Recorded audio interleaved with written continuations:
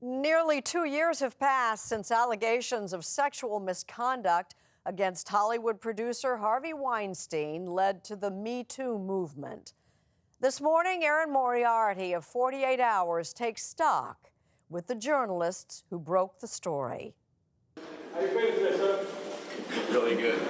This is one spectacle that Harvey Weinstein never wanted to produce. His upcoming criminal trial on sex charges now scheduled for January.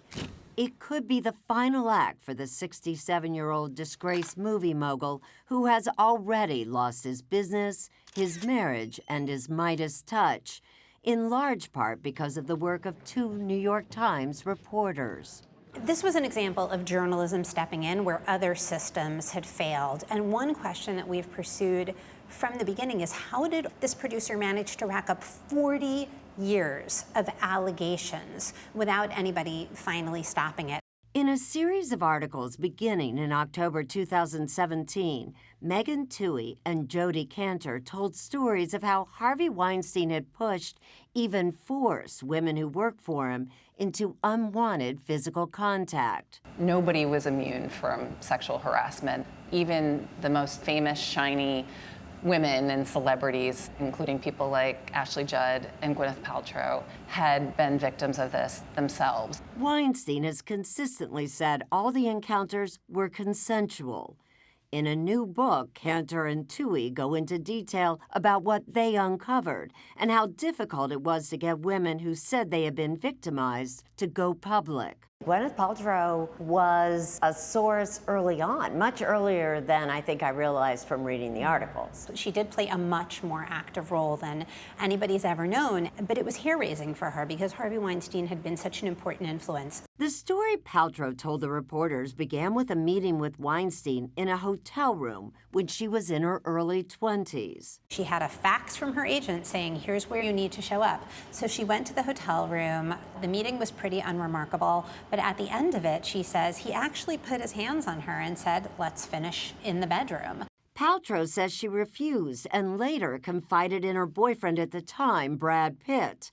After Pitt confronted Weinstein, Paltrow told the reporters that Weinstein became enraged. He essentially said, you are going to screw up your whole career if you tell people about this. It was so uncanny because so many of them would tell variations on the same story. And all of these women with jobs at stake. Exactly. They were either there to discuss potential roles as actresses, or they were junior employees in his company who were there to basically assist him in the course of the workday.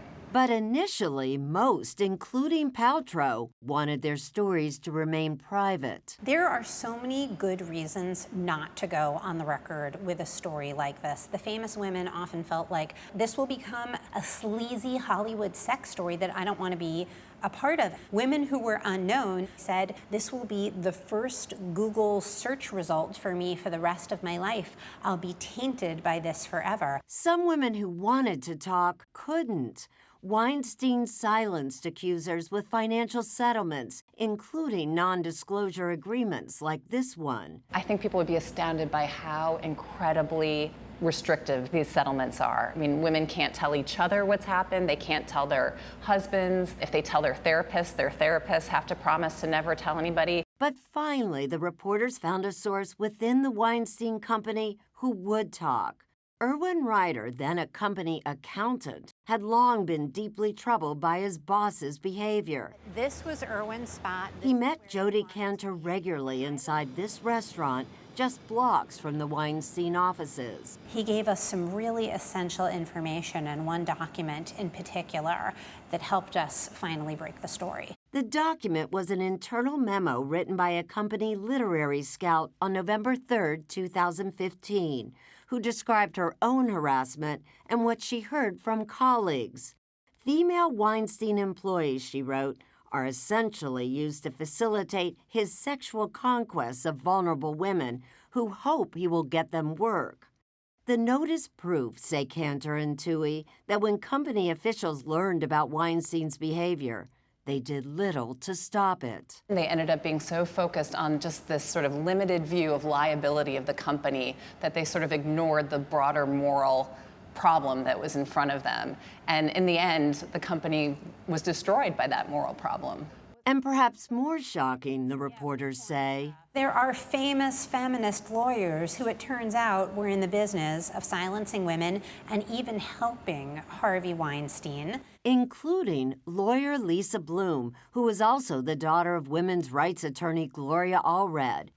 In a December 2016 memo to Weinstein, Bloom suggests planting negative stories about an accuser, Rose McGowan. Clearly, she must be stopped in her ridiculous, defamatory attacks on you. She is dangerous.